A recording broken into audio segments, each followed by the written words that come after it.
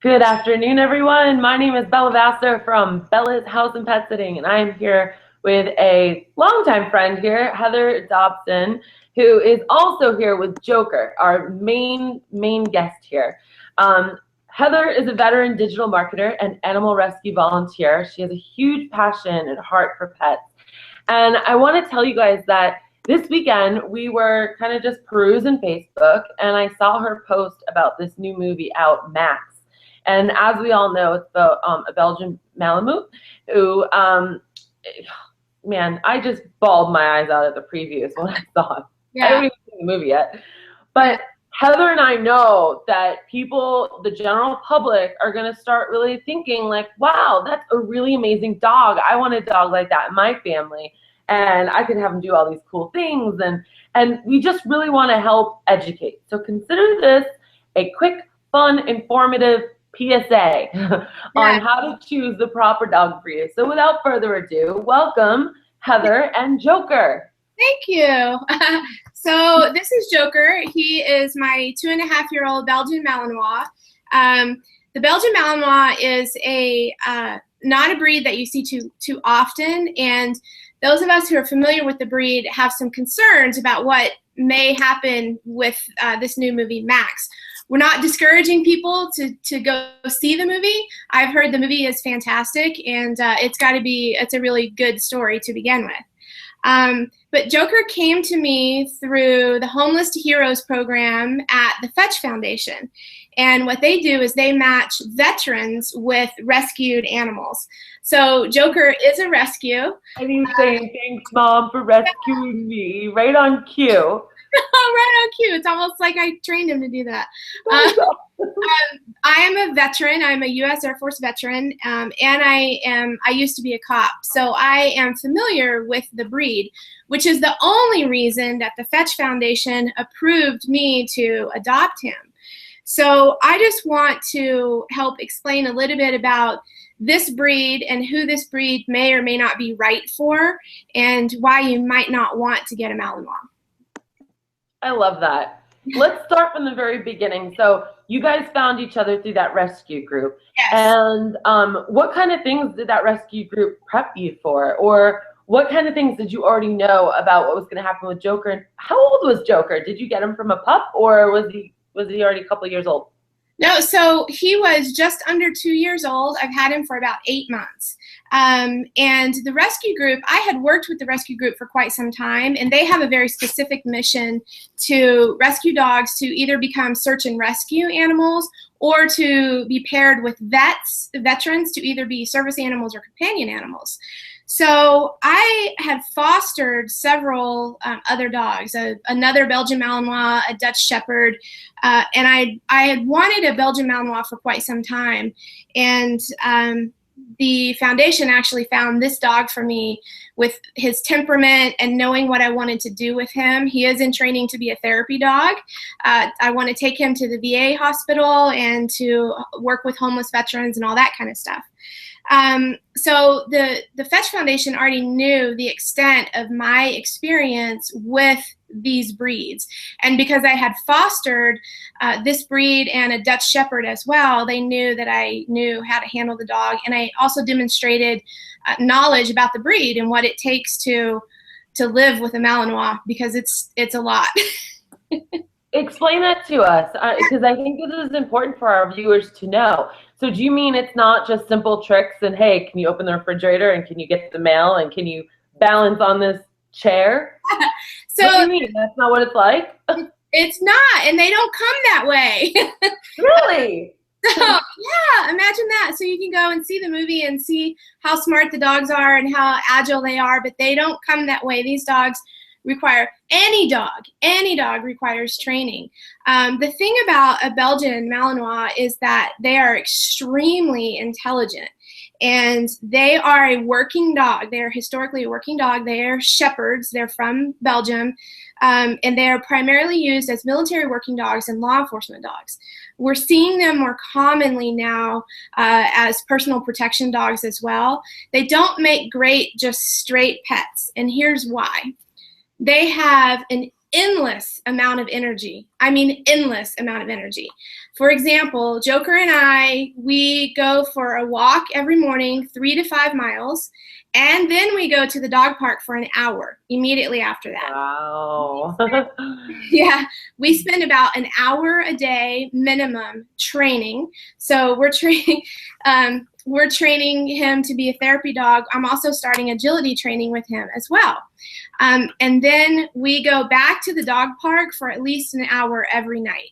So you already see there, that's more than 3 hours a day that I am investing in my dog. And I knew all this coming into it before I rescued a Malinois. Now, the thing about these dogs is, because they are so smart and they need to have a function, you hear us talk about that. Dogs need to have a job, especially certain dogs. These dogs, if they don't have a function, they can be very, very destructive. And they have a nickname. Their nickname is Maligator.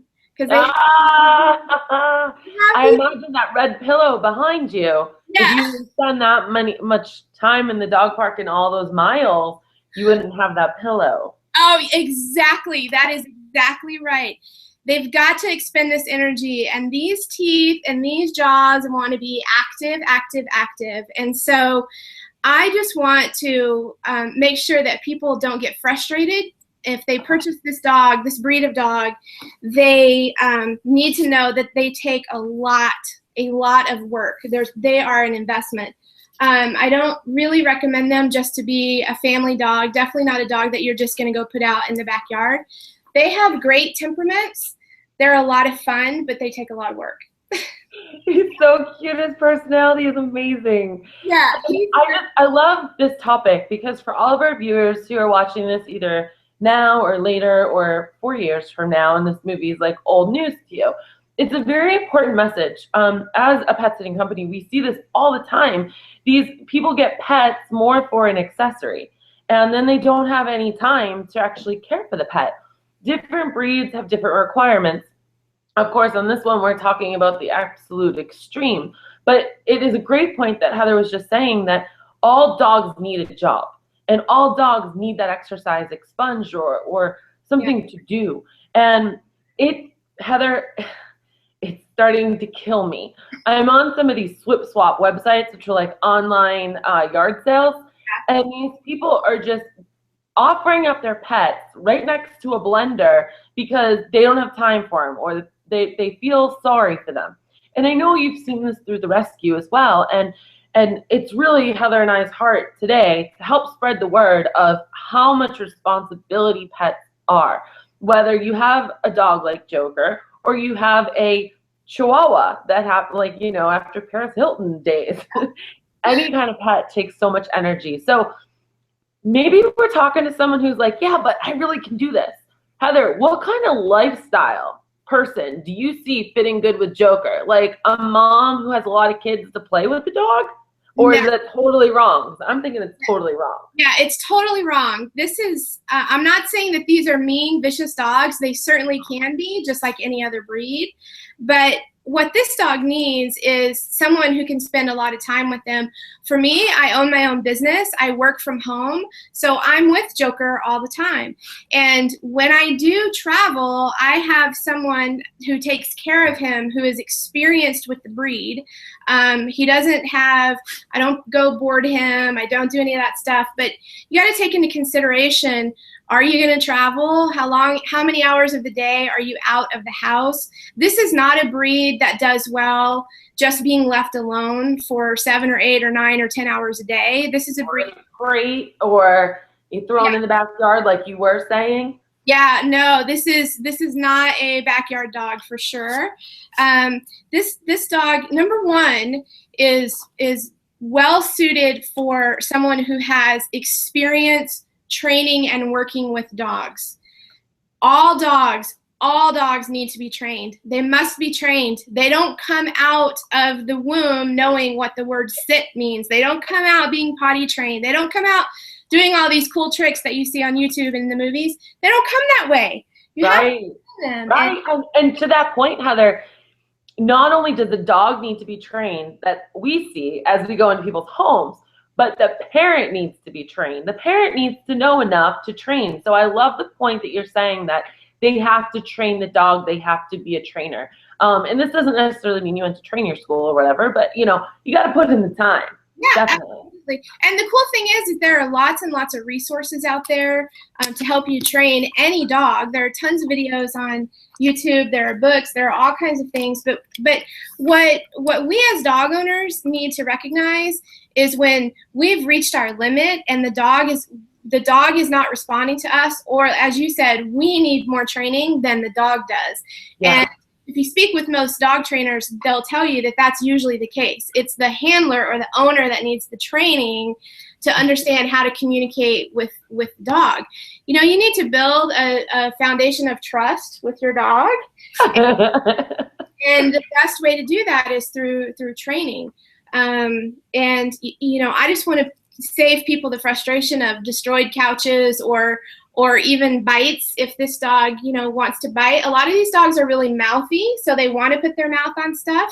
And I just want to save people that frustration. And I just want people to be aware of, this is a really great breed of dog, but this is not a dog that you just get as a pet. It's just not. Right. I love that. It's such an important point that this movie is awesome because it allows us this soapbox maybe right now to talk about.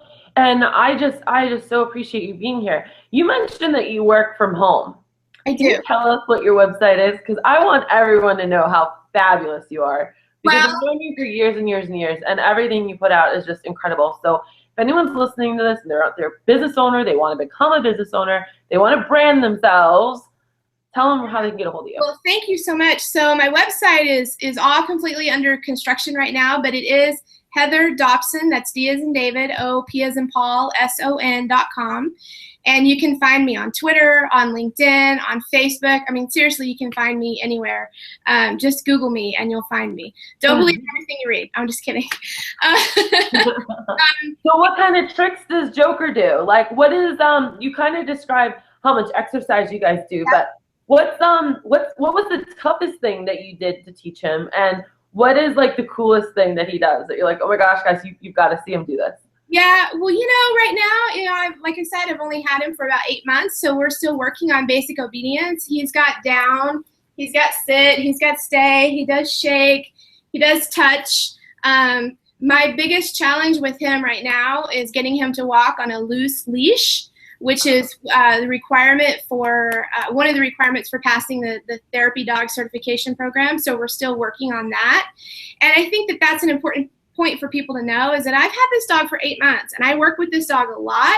And this is not something that happens overnight, and there has to be consistency. So he does some cool stuff. He'll get up on just about anything I tell him to get up on, and he does some balancing things. And he actually has his own Instagram channel. So his Instagram so we can tell everyone to follow him. Yeah, his Instagram handle is Joker the Mal, Joker the MAL. And we started that so that people could follow along on his adventures as we're going through the therapy dog certification program. And yesterday, I also have a pet hedgehog. And yesterday I was giving the pet hedgehog a bath, and he actually got in the bathtub with the hedgehog. So there's always some. I saw that posting on your Facebook. That was hilarious. He's just like chilling in the bathtub.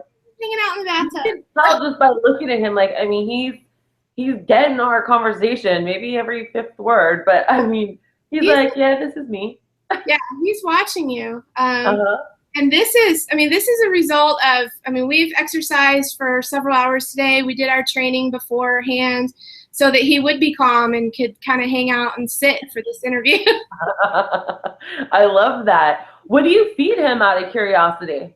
Oh, that's a great question. So I'm actually a proponent of a raw diet, but a very well-researched raw diet. However, what a lot of people don't know is that therapy dogs are not allowed to eat raw diets, and that has to do with some of the immunity issues that the dogs may be potentially visiting.